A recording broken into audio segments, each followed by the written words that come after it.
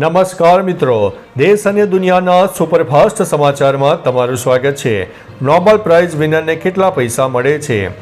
Alfred Nobel તેમના અવસાન પૂર્વે પોતાના વસિયતનામામાં નિર્દેશ આપ્યો હતો કે તેમની મોટાભાગની સંપત્તિ 3.1 કરોડ સ્વીડિશ કોર્નર એટલે કે આજે 2.2 અબજ સ્વીડિશ કોર્નર ને એક ભંડોળમાં રૂપાંતરિત કરીને સુરક્ષિત સિક્યુરિટીમાં રોકાણ કરવું।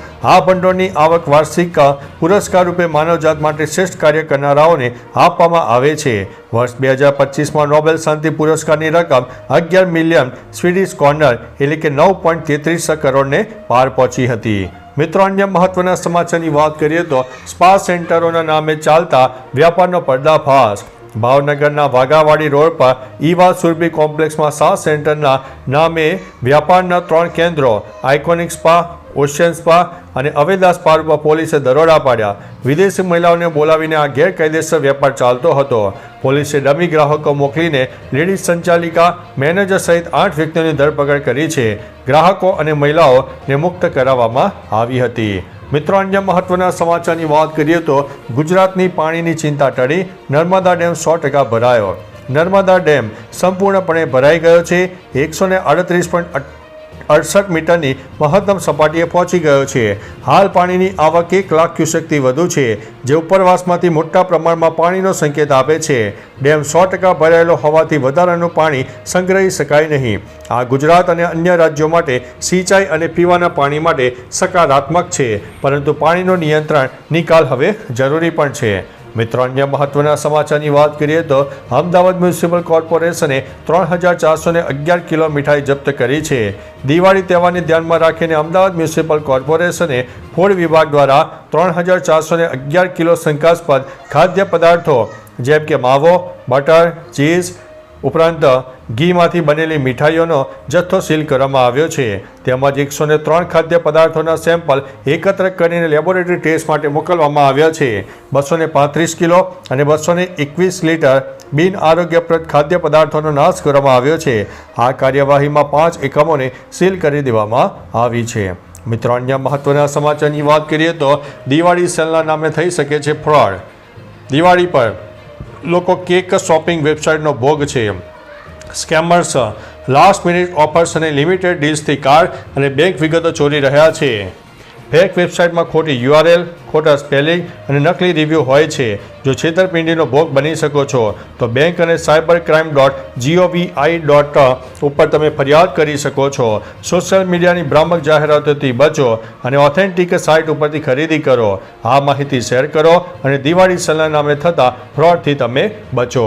મિત્રો, અન્ય મહત્વના સમાચારની વાત કરીએ તો હિંમતનગર APMC માર્કેટ યાર્ડ 11 દિવસ માટે બંધ।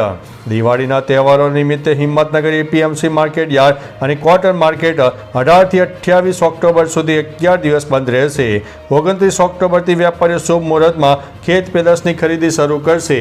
APMC મેનેજર સિદ્ધરાજસિંહ ઝાલાએ જણાવ્યું છે કે ખેડ તસિયા રોડ પરનું માર્કેટ યાર્ડ અને સહકારી જીવન વિસ્તારનું ક્વાર્ટર માર્કેટ બંધ રહેશે। 29 ઓક્ટોબરથી રાબેતા મુજબ કામગીરી શરૂ કરવામાં આવશે। મિત્રો, અન્ય મહત્વના સમાચારની વાત કરીએ તો અક્ષય કુમારે ગાયું ગુજરાતી ગીત। 70મો ફિલ્મફેર એવોર્ડ શો અમદાવાદમાં ધમાલ સાથે યોજાયો, જ્યાં મોટી સંખ્યામાં બોલિવૂડ સ્ટાર્સે હાજરી આપી હતી। આ પ્રસંગે અનેક સ્ટાર્સે પરફોર્મન્સ આપ્યા, જેમાં અક્ષય કુમારે ગુજરાતી ગીત ઉપર પરફોર્મ કર્યું। અક્ષય કુમારે ઓ લાલ ફેટાવાળા, ઓ સોમાભાઈના સાડા, ઓ કરશન કાકા કાળા, ઓ ભૂરી બંડીવાળા ગીત ગાતા ગાતા ઠુમકા લગાવીને મસ્તી પણ કરી હતી। મિત્રો, અન્ય મહત્વના સમાચારની વાત કરીએ તો લાંચીઓ પોલીસ રૂપિયા 4 લાખની લાંચ લેતા ઝડપાયો છે। નડિયાદમાં ગાંધીનગર ACBની ટીમે SC/ST સેલના ASI જયદીપ સોઢાને 4 લાખની લાંચ લેતા ઝડપી પાડ્યા છે। એટ્રોસિટી ફરિયાદમાં આરોપીઓને જેલમાં ન મોકલી અને નોટિસ આપી જવા માટે તેણે લાંચ માંગી હતી। ફરિયાદીએ લાંચ આપવાનો ઇનકાર કરતા 1064 પર કોલ કરીને ACBને જાણ કરી હતી। પોલીસ કચેરીમાં કારમાં જ લાંચ લેતા તે ઝડપાયો હતો। ACBએ અટકાયત કરીને તપાસ શરૂ કરી છે। મિત્રો, અન્ય મહત્વના સમાચારની વાત કરીએ તો કુલદીપ યાદવે 5 વિકેટ લીધી। કુલદીપ યાદવે વેસ્ટ ઇન્ડિઝ સામેની પહેલી ઇનિંગમાં શાનદાર બોલિંગ કરી. તેણે 5 વિકેટ લઈને વેસ્ટ ઇન્ડિઝની બેટિંગ સંપૂર્ણપણે તોડી નાખી. રવિન્દ્ર જાડેજાએ પણ 3 વિકેટ લીધી હતી, જ્યારે મોહમ્મદ સિરાજ અને જસપ્રીત બુમરાહે દરેકને 1 વિકેટ લીધી હતી. આ બોલરોએ વેસ્ટ ઇન્ડિઝને 248 રનમાં જ રોકી દીધું. ટીમ માટે એલિક એન્થાઇઝે સૌથી વધુ 41 રન બનાવ્યા હતા. મિત્રો, અન્ય મહત્વના સમાચારની વાત કરીએ તો ઉધના રેલવે સ્ટેશન બહાર 1 કિલોમીટર લાંબી લાઇન. દિવાળી અને છઠ પૂજા પહેલા ઉત્તર પ્રદેશ, બિહાર, ઝારખંડ અને ઓડિશા જતી ટ્રેનોમાં ભારે ધસારો છે. બિહારમાં ચૂંટણીને કારણે આ વર્ષે ભીડ વધુ છે. સુરતના ઉધના રેલવે સ્ટેશન બહાર 1 કિલોમીટર લાંબી લાઇન લાગી, જ્યાં સવારથી બપોર સુધી 4 ટ્રેનમાં 6000થી વધુ મુસાફરો પહોંચ્યા હતા. સુરતના ડાયમંડ અને ટેક્સટાઇલ ઉદ્યોગને કારણે પરપ્રાંતીય શ્રમિકોની સંખ્યા વધુ છે, જેઓ તહેવારો અને ચૂંટણી માટે જઈ રહ્યા છે. મિત્રો, અન્ય મહત્વના સમાચારની વાત કરીએ તો ભાજપ સરકાર તાનાશાહીની તમામ હદ વટાવી ચૂકી છે. બોટાદમાં આમ આદમી પાર્ટીની કિસાન મહાપંચાયત યોજાવા જઈ રહી હતી. જોકે આ પહેલા આપ પાર્ટીએ આરોપ લગાવતા એક વિડીયો શેર કરીને લખ્યો કે ભાજપ સરકાર તાનાશાહીની તમામ હદ વટાવી રહી છે. બોટાદમાં આમ આદમી પાર્ટીની કિસાન મહાપંચાયત ન થાય તે માટે ભાજપ પોલીસને આગળ કરીને આપ નેતાઓની અટકાયત કરી રહી છે અને તેમને ડિટેન પણ કરી રહી છે. મિત્રો, અન્ય મહત્વના સમાચારની વાત કરીએ તો જામનગરમાં ખેડૂતોનો ડુંગળી ફેંકીને વિરોધ.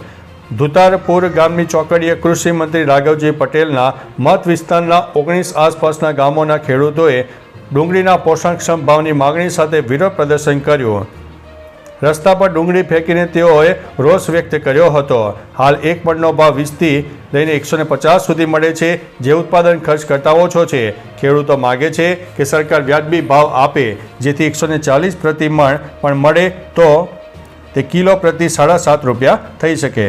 મિત્રો, અન્ય મહત્વના સમાચારની વાત કરીએ તો રાઘોપુરમાં પ્રશાંત કિશોર વિરુદ્ધ કેસ દાખલ કરવામાં આવ્યો. જન સુરજના સ્થાપક અને બિહાર વિધાનસભા ચૂંટણીમાં ઉમેદવાર પ્રશાંત કિશોર વિરુદ્ધ કેસ દાખલ કરવામાં આવ્યો છે. વૈશાલી જિલ્લાના રાઘોપુર પોલીસ સ્ટેશનમાં પ્રશાંત કિશોર વિરુદ્ધ કેસ દાખલ કરવામાં આવ્યો.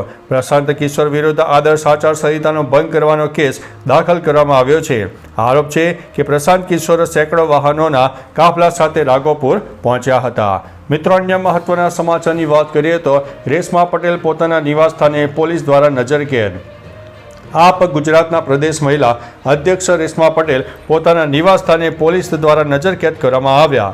આપે બોટાદ માર્કેટ યાર્ડમાં ખેડૂતોએ કડદાના વિરોધમાં આંદોલન શરૂ કર્યું. ઉલ્લેખનીય છે કે બોટાદ ખાતે આમ આદમી પાર્ટીએ ખેડૂત મહાપંચાયતનું આયોજન કર્યું હતું. આ ઉપરાંત બોટાદમાં આમ આદમી પાર્ટીના નેતા બ્રિજરાજ સોલંકીની પણ અટકાયત કરવામાં આવી હતી. મિત્રો, અન્ય મહત્વના સમાચારની વાત કરીએ તો કપલે એવું કામ કર્યું કે કાર્યવાહીની માગ થઈ. સોશિયલ મીડિયામાં વાયરલ થવાનું ભૂત લોકોના માથા ઉપરથી ઉતરતું જ નથી અને દિવસે દિવસે ખતરનાક બનતું જાય છે. હવે એક કપલનો વિડીયો સામે આવ્યો છે, જેમાં તેઓ ભોજપુરી ગીત પર ડાન્સ કરી રહ્યા છે અને પાછળથી એક ઝડપથી ટ્રેન આવી રહી છે. તે તેમની નજીકથી પસાર થાય છે. આ સમયે તેમની સાથે દુર્ઘટના ઘટી શકે તેવું દેખાય છે. લોકોએ આ વિડીયો જોયા બાદ રેલવેને તેમની સામે કાર્યવાહી કરવાની માંગ કરી છે. ચાલો મિત્રો, ફરીથી દેશ અને દુનિયાના સુપરફાસ્ટ સમાચાર લઈને મળતા રહીશો. ત્યાં સુધી અમને રજા આપશો. નમસ્તે.